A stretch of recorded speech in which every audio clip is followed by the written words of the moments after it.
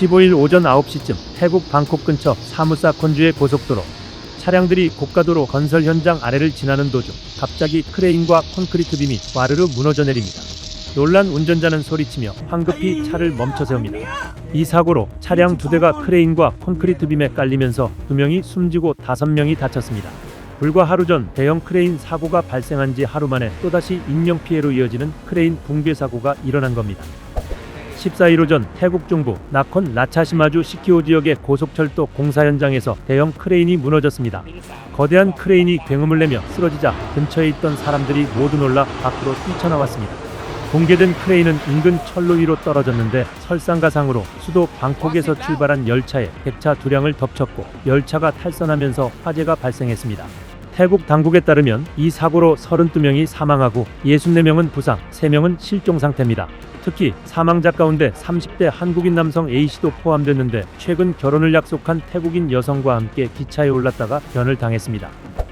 이번 공사는 태국 대형 건설사 이탈리안 태국개발과 중국 국영기업 중국철로 총공사가 합작한 ITD CREC가 맡고 있습니다.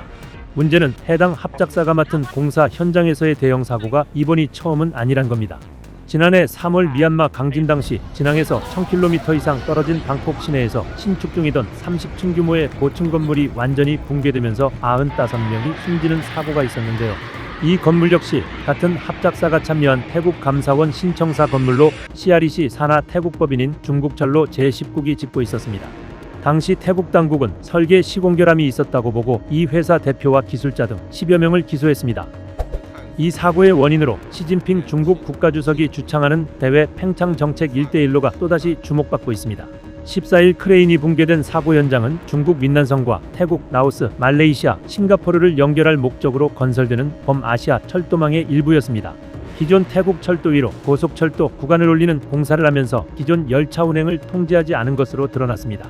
마오닝 중국 외교부 대변인은 중국 정부가 이번 사고를 살펴보고 있으며 사상자에 대해 중국을 대표해 애도를 표한다고 밝혔지만 1대1로 관련 사고는 계속 보고되고 있습니다.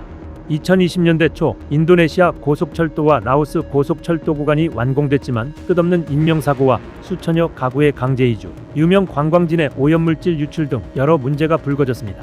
특히 사업비를 중국 은행에서 빌렸다가 갚아야 하는 구조로 1대1로에 참여했다가 막대한 대중국 부채를 떠안게 된 사례도 그리스, 파키스탄, 스리랑카, 라오스, 케냐 등에서 계속 발생하고 있습니다.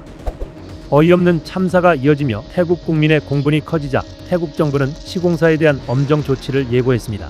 아누틴 찬이라군 태국 총리는 반복적으로 사고를 일으키는 건설업체를 블랙리스트에 올리는 법 개정이 시급하다고 강조하기도 했습니다. 이처럼 1대1로 철도 프로젝트에 대한 의구심이 커지면서 착공과 준공이 예상보다 지연되는 상황이 잇따를 것이란 전망도 나오고 있습니다.